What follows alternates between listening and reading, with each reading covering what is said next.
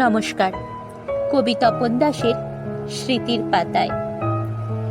বাবা তখন ভিন রাজ্যে, তার হতো না বাড়িতে থাকা, তাই স্কুলে ভর্তির দায়িত্ব নিল পাড়ার বলাই কাকা। খবর এলো ভর্তি সব হয়ে গেছে, একটি বছর লস। পরের বছর ভর্তি করলো আমায়, বলল তুই দ্বিতীয় শ্রেণীতেই বস।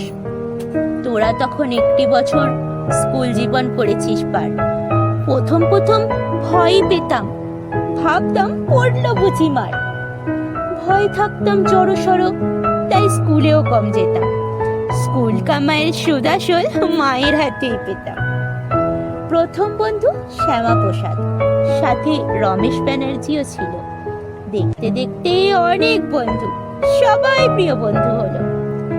এইভাবে অনেকগুলি বছর কাটিয়ে দিলাম পার। সবাই আমার বন্ধু হলো, ভয় ছিল না আর। সেসব দিন আর ফিরবে না ভাই, বড়ই খুশির ছিল।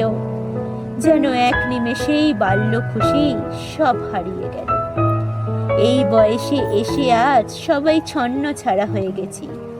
সকলে না হলেও আজ কতক পাগল